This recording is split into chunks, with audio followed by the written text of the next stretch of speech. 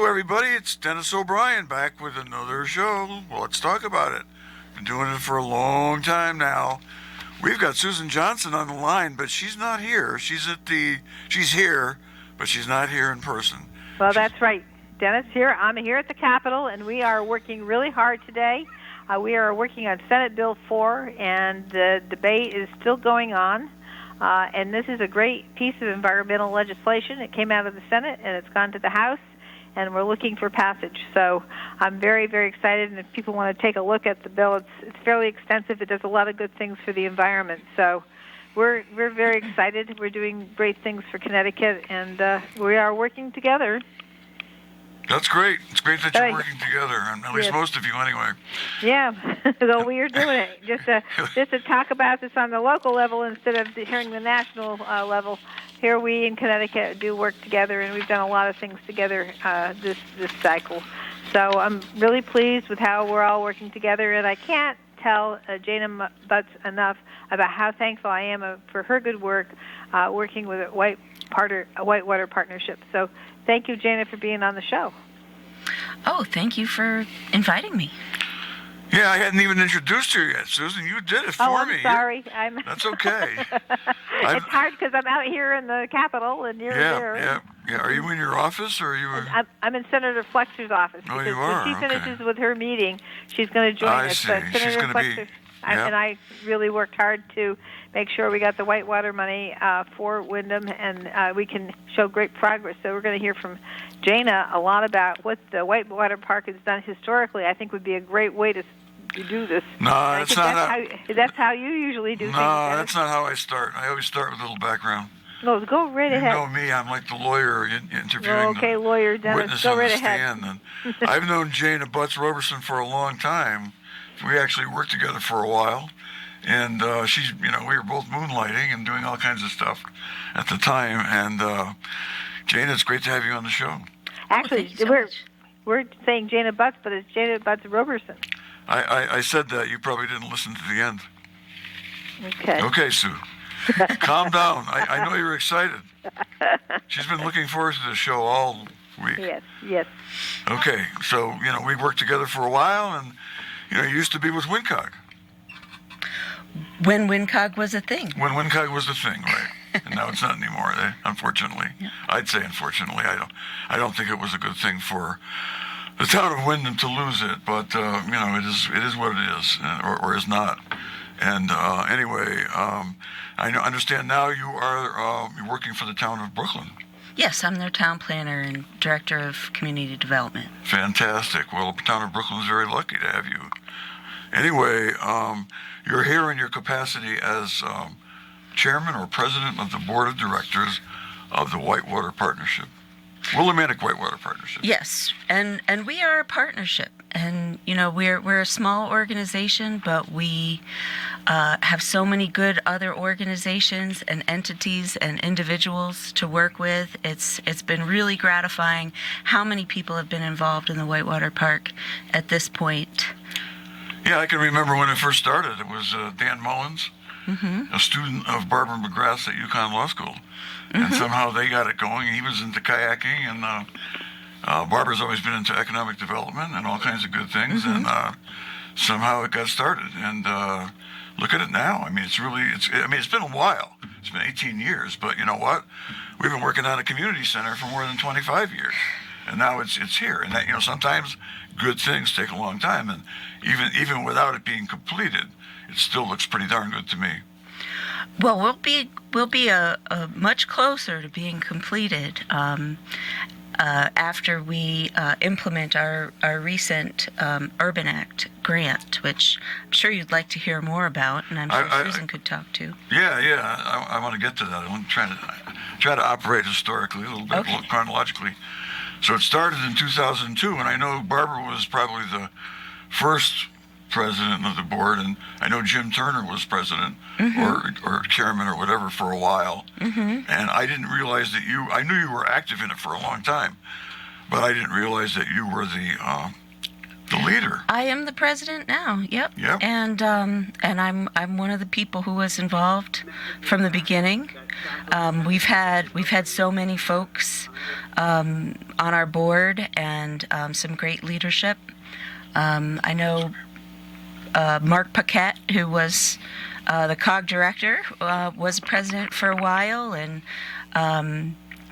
so many people have been involved in this project, and it's been 18 years. We have made consistent progress throughout that time, and I just tell people, if it was when people complain about it taking so long, I just say, if it was easy, it would be done by now. And anything that's really worth doing is worth that time commitment. And I just want to thank all the people who volunteered their time over the years, some of them for many, many years, to make this happen. And we're really excited about the new prospects and how it's going to change in the next year and 2 years. I mean, you had to start with a situation where you had there was a formula. At one time, I guess there was a mill there, and then Yes. much later on, there was a gas station. And Yep. you had to do a lot of environmental work on the. Yep, part of the environmental work was with grant funding. We got some grant funding from. We've had grant funding from various state agencies over the years. We got help to purchase the property. We got a grant to tear down the car wash that was there and do some environmental cleanup of the buildings.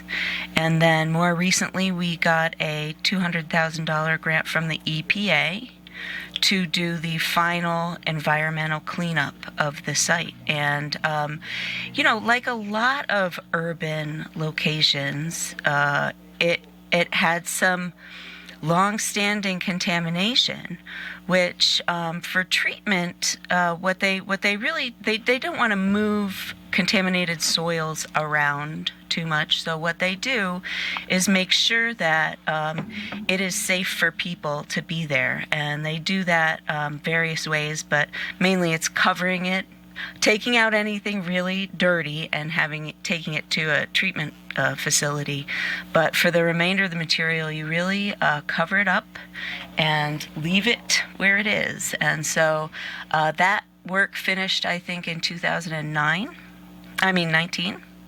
And there's been a lot of other projects out there. We've had we did a project with an entity called the Land Art Generator Initiative, and that was with a lot of help from the Institute for Sustainable Energy at Eastern, and the Connecticut Office of the Arts was involved.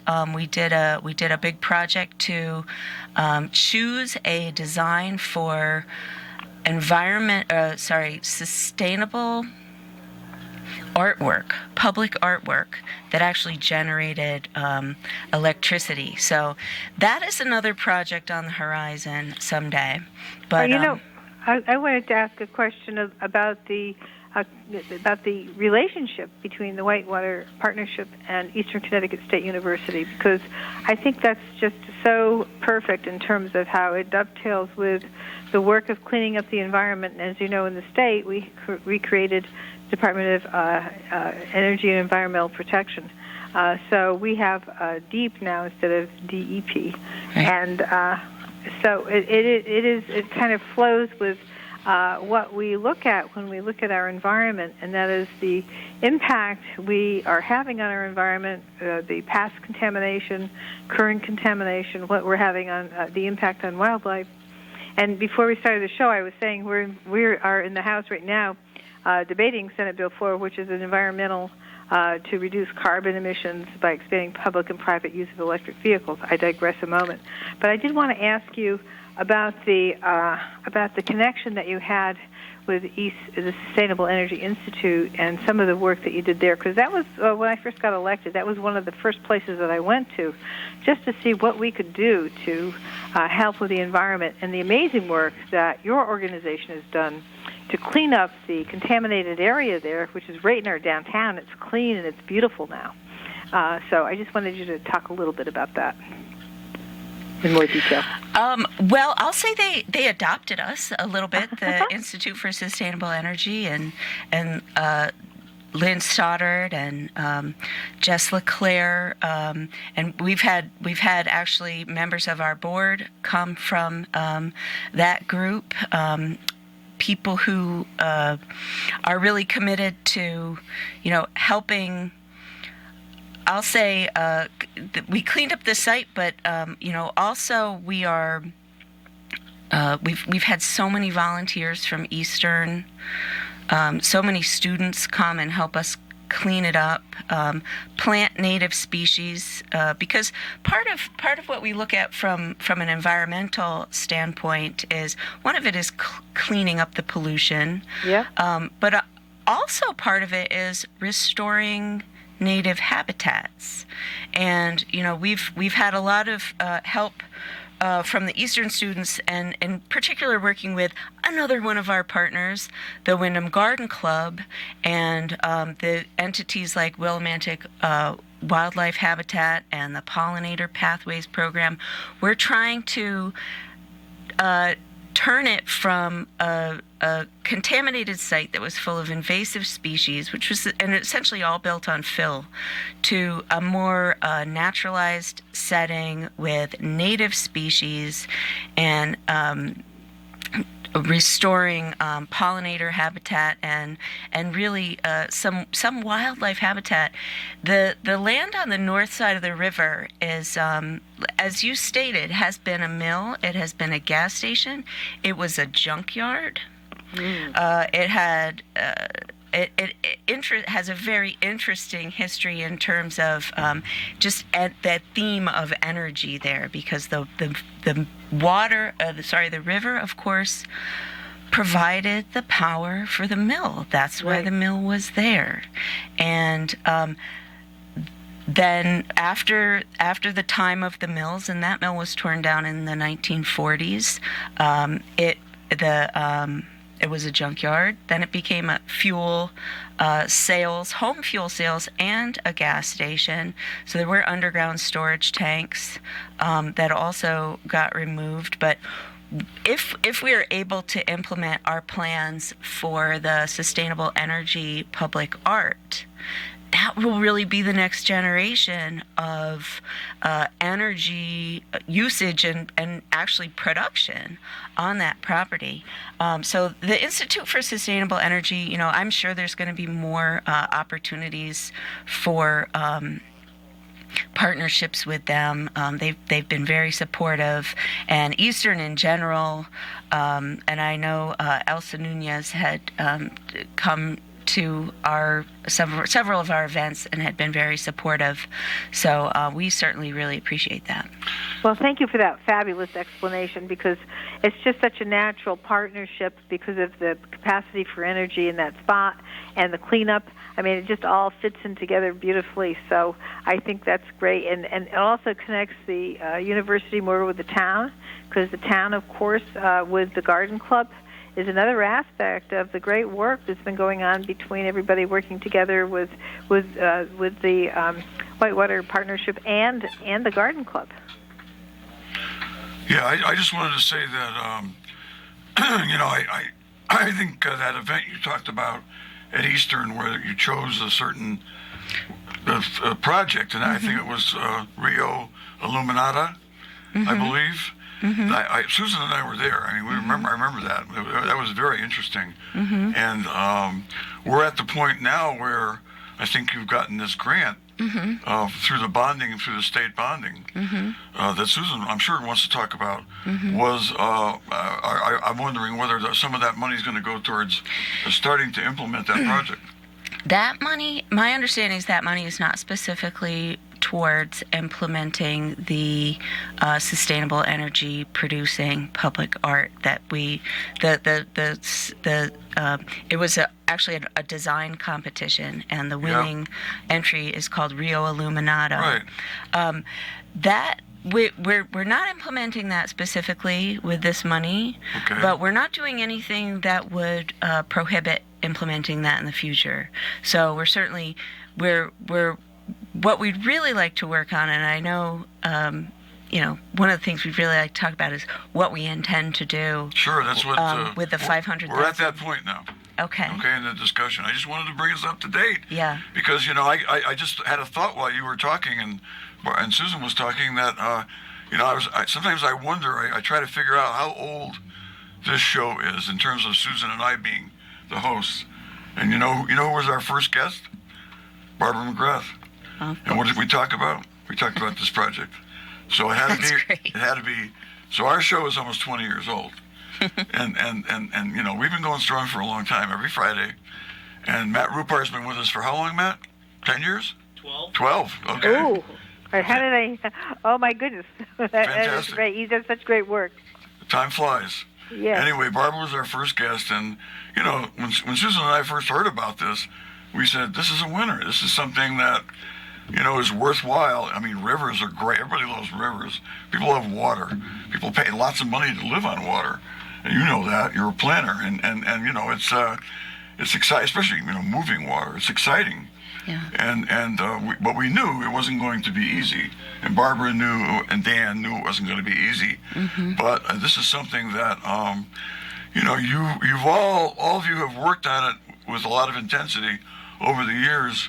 You've attracted a lot of outside interest, and some of it has contributed money, Mm-hmm. and that's really what you need for a project like this. It is not a government project; it is a private operation by a group of people, of volunteers. Yes, and a nonprofit group of volunteers. But I will say, the government is probably our biggest partner. Of course. So, I mean, obviously, You've attracted them the too. town of Windham and the state of Connecticut, in so many ways, has supported us, and I think has been, our many ways our primary funder. We love getting private donations, and we've gotten a few private grants, but I think really the bulk of our funding has come from various government entities, and there's a reason for that. There is. And that's because we're just a great, it's a great project in a distressed municipality, recovering the waterfront for the people in this community, but also to attract people from outside the community and to invite them in, and furthermore to restore the natural flow of the river, which is also part of our goal. And that doesn't mean removing the dam. We're not removing the dam. The dam is already breached. And what we would like to do is sort of reconfigure a portion of it to implement the whitewater kayaking part of our mission. But the trail, the park development, in other words, the development of the land portion of this park is what we intend to do with this $500,000 from the State Bond Commission. Okay, and there's definitely a need for that. I mean, you've done a great job getting it ready for that, and now we've been ready to go, You're and ready, boy, yeah. now we can just hit okay, that and home run. that's where Susan and May come in, right, Susan? Yes. That's right. Well, that is when Jana approached me about seeing whether or not they were able to, do this bonding for this specific aspect of the Whitewater Partnership Park. I took Jana's, materials and her remarks and brought them to the House chair of the bonding committee, which is the subcommittee under the Finance, Revenue, and Bonding Committee. And she was very amenable. We did, I think, a little bit of update and clarification. And then we were so lucky that we were but also you don't just get lucky automatically. You get lucky because of the good work you did before, because of the relationships that you have with the town, because of the work that you've been able to get done through the state, because you're meeting the objectives and the goals of the state and Right. the town, Yeah. and that is to clean that area up. it would be horrible to continue to have a contaminated area there, because the dust and the particulate from the contamination of the soil is something that is a real problem for people who live in urban areas. So that's taken care of, and that's because of the Whitewater Partnership. That's because of all this work that's been going on since 2003. And so this is quite an amazing project. And when I heard when Barbara McGrath said she was going to do this, and I thought, how, in 2003 when she raised this, I thought, boy, this is one gigantic project. And it is, but we are moving and we're showing progress because of the great volunteers that we have, because of the work of Jana Butts, because of the work of all the people who come in and help out on Earth Day from Eastern Connecticut State University. But it's all about the relationships with the people, either whether they're in the state government, at Elsa Nunez at ECSU, the Sustainable Energy Institute, or the town government, the council. Mayor Tom DeVivo has been at a lot of these events and very, very supportive, and working with Berkshire Bank, another private sector situation where they forgave the loan. That's right. And so you have been doing amazing work, and people are recognizing it by providing the money, forgiving the loans, and just being so pleased with the way that area looks. And I think that when we did the Rails to Trails thing this last Saturday with Peter Leeds, we were able to talk about the beauty of everything that's been created right there. And now we have, I was up at the top, I had a case in the probate court. I was up there looking out the window at the park, and I said, boy, that looks wonderful. And my client also said that, boy, that looks great. And it really was. It was a spring day. It was a couple of years ago. And it just with the grass and everything, it was just lovely. So what a difference. What a difference. It's just amazing. And the best is yet to come. Yes. And the best is yet to come. I'm getting a signal from our producer. We mentioned the 12 years. That it's time for us to take a commercial break. Okay. So we'll be right back after these messages from our wonderful sponsors. This is Dennis O'Brien. We've got Susan Johnson on the line at the Capitol, right there down where the business is being done in the state of Connecticut until next Wednesday, right, Susan? That's right, Dennis. We end on, Constitution requires that we end at midnight on Wednesday, so that's the end. But we are gearing up to finish our work, because we work very hard in these short sessions to get everything through. And let me just say, there's a lot of long nights for public hearings at the Capitol and our committees. Then we vote the bills out that we think we're going to try and get to the floor. And right now, I want to just repeat, we are looking at Senate Bill 4, which is intended to reduce carbon emissions by expanding public and private use of electric vehicles, and numerous other things. It's a very comprehensive bill, and it will really help us move forward with a cleaner state of Connecticut. Well, I certainly know how late you've been working, because I've been alone a lot, spending a lot of time alone with the cat, and with Louis the cat, our latest cat, and it's I'm actually going away for the weekend, because I know you're not going to be home. Well, you're going to be working, so that's good. I'm glad you're there, and I'm glad you're working hard for the town of Windham, as you always do. And and I'm really proud of all that you've done to help the Whitewater Partnership. We got a lot of good things to get done, and I'm very thrilled to be here, very honored to be here to do the work of the town and also the work for the state. So we're working here together, and it's great to be able to work with the people from the town and work with the executive branch. All of us are working together. It's an amazing place. I did a show the other night on television with Jim Rivers and Tyler Griffin, who's the chair of our Board of Finance. And we all remarked that we've never seen our local government work so well with each other and also with the state of Connecticut, not in all these years. And you know what? It's working, because we're getting a lot of things done. Really? And we're making a strong impression on the state of Connecticut. And that's another reason why that $500,000 is coming the way of the Willimantic Whitewater Partnership. Yep, it comes in. The money comes in when the places that look at what we're doing see the competency of the people who are working on it, see the past record.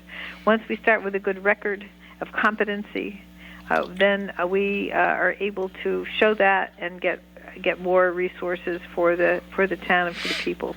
Mm-hmm. That's right, and the Whitewater Partnership has demonstrated over the years that they are competent, more than competent. They're super competent. They're amazing. Yes. and they're doing a great job with a really difficult project.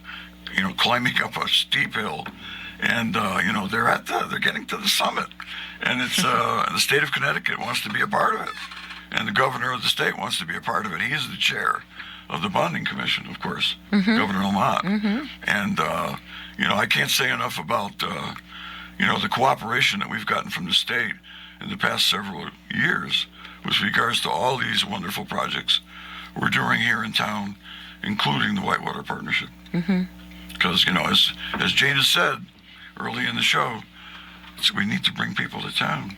We need to show off what we have here. Yeah, and I think attracting people to Willimantic is even part of a bigger, or Wyndham proper, is really, it's a great implementation of a lot of state policies, because locating here, it's a culturally diverse community. It's also an affordable community, and it's a wonderful place for young people to start their lives and grow their families.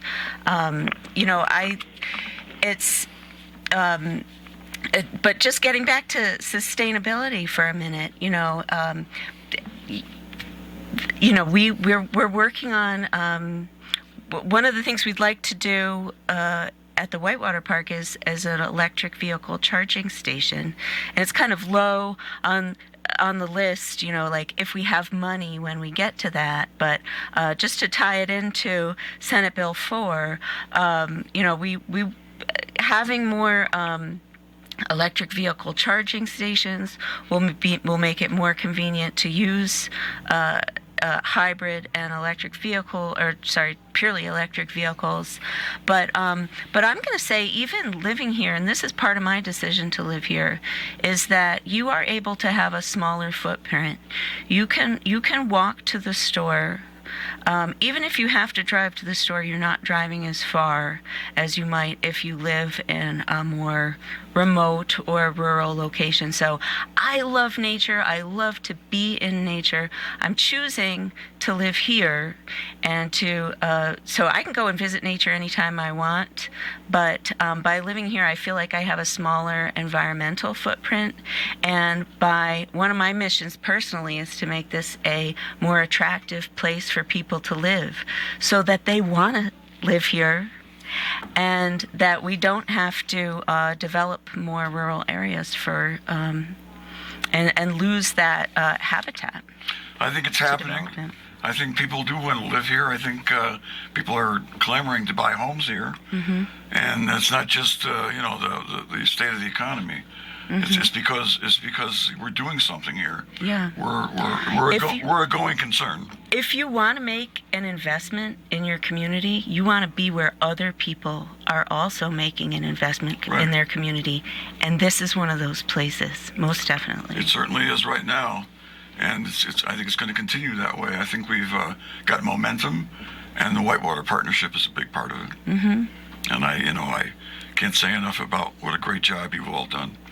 It means a lot to me too that there's so many groups we've been able to work with. I mean, I can't even name them all, but the farmers market has been, and we've recently done projects with the library. I already mentioned the Garden Club and the Willimantic Wildlife Habitat, and I'm sure I'm going to leave folks out, but when Peter Leeds organized the event on Rails to Trails Day, and so it was National Rails to Trails Day, and he is a big trail advocate.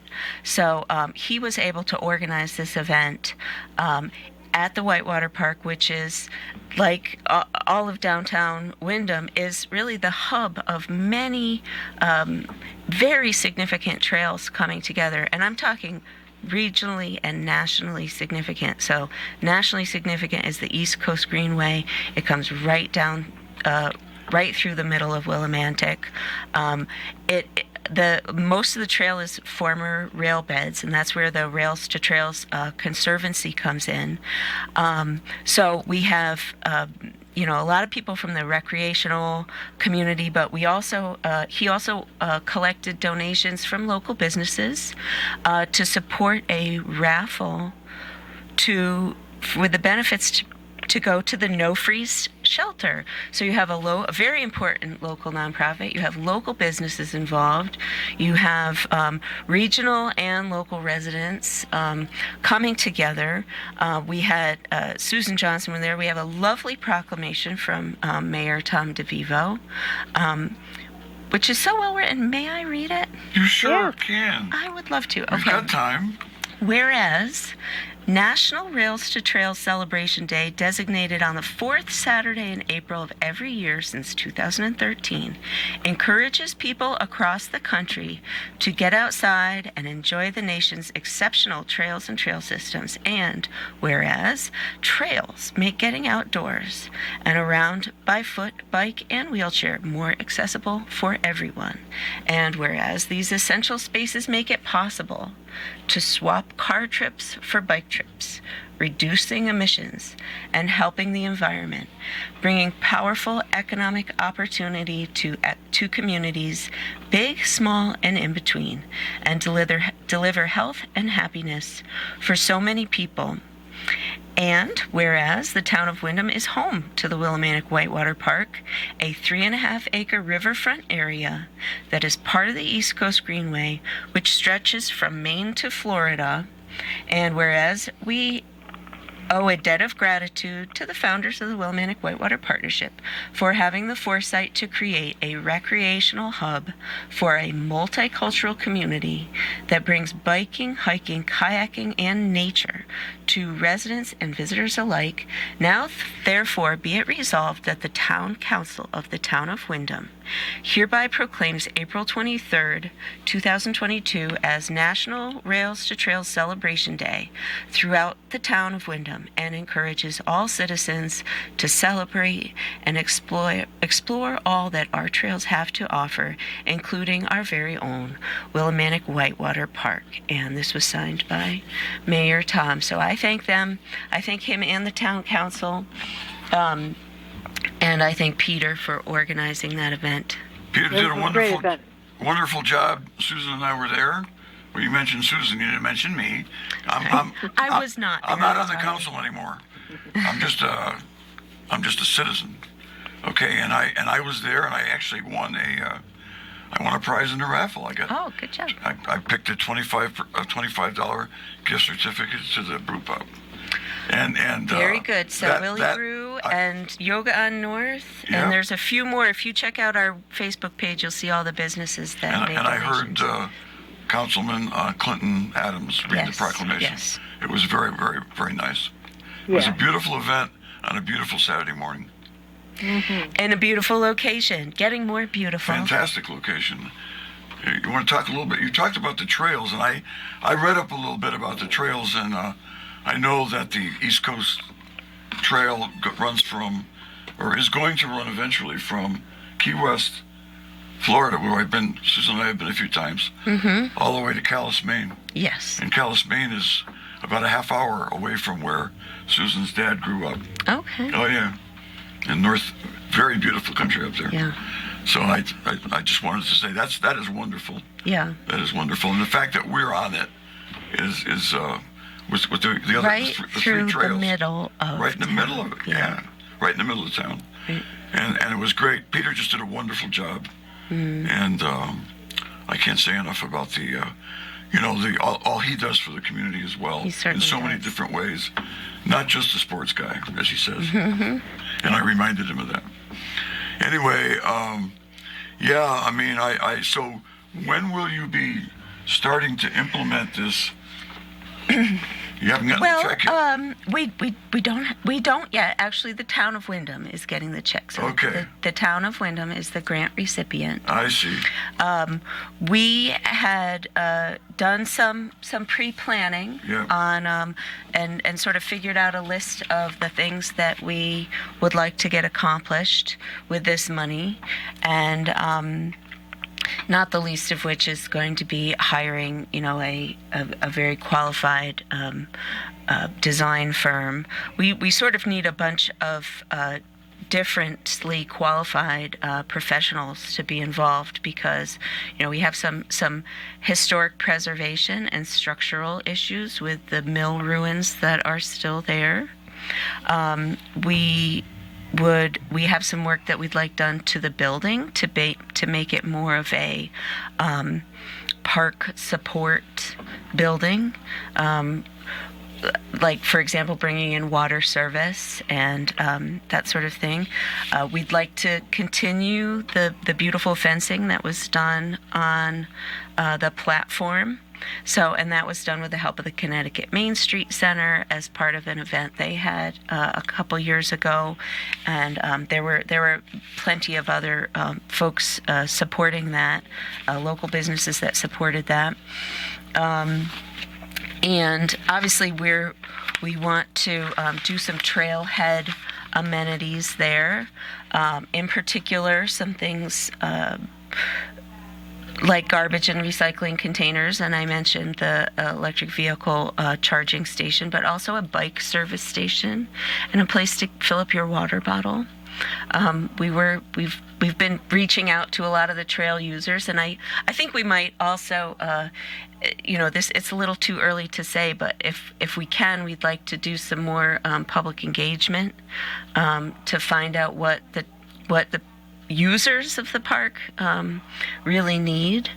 But, lastly, landscaping. And, like Susan said, the grass makes so much of a difference. Well, the soil is quite poor and the grass is really hard to grow. Yep. Like I said, the whole thing is really urban fill. Right. That when you go out there and you see how perfectly flat that site is, except for the part that we scooped out when we were doing the EPA cleanup, it's pancake flat, and that is not natural. That is because it is all fill. And when they demolished the mills in the 1940s, and this was pretty common practice in the 1940s, you dug a hole and you threw stuff in. Right. And, who knows what we would find if we started digging really deep. Like I said, part of our environmental mitigation strategy was to leave a lot of that in place and make sure that it is safe for humans at the surface. So you're actually not allowed to dig too deep. There's rules about how deep you can dig there. Yeah. But we're going to have to amend the soil and have a landscaping plan, get some grass planted. We're actually trying to do more clover, which is not a native species per se, but it is a good turf substitute, and it's also for the pollinators. It's so good for the bees. Right. That is a wonderful thing that you're doing with the clover. I think that's great, very fabulous, and to try and figure out how to get that, because you're right, it is pancake hard. It's really flat and pancake hard, and so runoff is going to because it goes downhill into the river. So runoff is going to constantly be pushing at the grass that's there. So I don't know how you get the soil there to be more amenable to without and also balance that with a runoff. That's going to be a tough one. Mm-hmm. That's why they need to hire experts. Yep, we'll have design That's one professionals, reason. probably a landscape architect, Sure. an engineer, probably someone who's a structural engineer, perhaps, to work on the wall. Yeah, you have to work with, the wetlands. I'm chairman of wetlands, as you know, so I'll be looking at, trying to figure out ways to help. And there may be a way for us to get information for you for when you do the hiring to find out what some of the standards are here for the state. So if you have any questions with respect to that, we might want to take a look at that as you move forward. We will definitely be doing activity in an upland review area. Yeah, it's going to be great. It's great now. It's great now. It is. But I like that you're thinking about the runoff. And, I mean, actually, it's interesting, too. Underneath our property is a huge drainage pipe. Yeah. And whole half of the hill section, stormwater, goes directly into the river, Yeah. from our property, and it's very hard to see this pipe because it's very, very deep. But I'm hoping someday we can do some treatment of that stormwater before it gets to the river. So that's a very interesting point, because we has you know, the Willimantic, especially in the hills section area, pretty much the entire area of Willimantic sits on a lake. And that lake is used by Eastern Connecticut State University and generations for the generation of heat. So it's geothermal. Oh, heat that okay. they use. You mean groundwater? Yeah, they use the lake water. It's a layer of dirt. Then there's ledge, and under the ledge is the lake. And so you have to drill down through there. So what Eastern did, a few years back, they went and they converted all their dorms to geothermal. They had some electric dorms, they went geothermal. When Arvind Shah went ahead and built Generations, he put in geothermal. He used that lake. So these geothermal capacities that we have, I have a vision that probably will never happen, but it's to take geothermal in each block and then allow people to drill into the lake so that we can get rid of our oil and gas. If you can't do the solar, and solar isn't always perfect, if you had the backup of geothermal, you could make pipes to every single home with geothermal. So that would be a way to address that. Now, the geothermal water is pure. It's from the lake, so it's not contaminated. So what you can do is you can take the geothermal and you can run it through, and then you can open it, and then it can go into the river. So there wouldn't be a problem. And I know that that's the way Eastern's done it, and Arvind has done it. They have open geothermal. They could also have it closed where it just recircles back and back and back and back. So there's different ways to do the geothermal. I think you'd have to have someone who really knows about this stuff to figure out how, if you wanted to do a mass. Right now, I don't think it's having an impact one way or the other with the geothermal in the lake. But you wouldn't want to have the lake recede. It's a great, geothermal is a really great way to not burn fossil fuels for heat. It requires some energy inputs to work. Yeah. But absolutely, we should be looking at every possible way to implement sustainable energy, and that was a lot of the vision behind Rio Illuminato, and this is why the Institute for Sustainable Energy was so closely involved, because if you teach people about photovoltaics with art, with a huge, public art installation, it really draws attention to that. And then when the kids see that, and the kids might say, hey, Mom and Dad, why don't we have solar panels on our house? Right. Why don't when we do this? When we do the park, and we're going to do some park amenities like places to sit and a shelter, we might actually do a photovoltaic kind of picnic shelter. They do these. Actually, I just drove by some in Coventry. I don't know how long they've been there, but the Coventry Town Hall and the police department has some shelters. They are in a parking lot, so they're basically sheltering cars. But you can take that same design and make a picnic shelter. You have a roof, so you have a dry place to sit, but it's actually producing energy every time the sun is shining on it. Well, that's a wonderful thing, and that's how we've got to start thinking about our spaces. Like some parking lots now have solar panels, and they're good to protect people from rain when it rains. So multifunctional. Yeah, exactly. And we need to try and think of that, because I think if you had a parking lot that was all solar, why not? Why not have flat parking lots with all solar? Why not? Exactly. So we got to just think a little bit more out of the box. I don't know as though it takes a huge effort to think of those things, but I'm wondering why we're not doing them. And of course, we're working on stuff like that now, and I know some of the businesses like to do that. So it's some of this is inspirational through the business community too. And so they want to save money, and it's one way for them to save on an energy bill.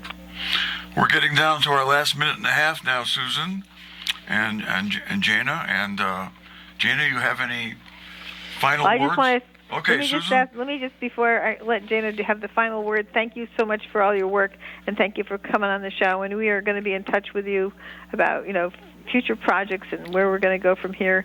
And I hope to have an event sometime in May with Senator Flexer and me, and possibly people from the governor's office as well. So hope we can get together and do that and talk some more about what we can do to expand access to sustainable things in Windham.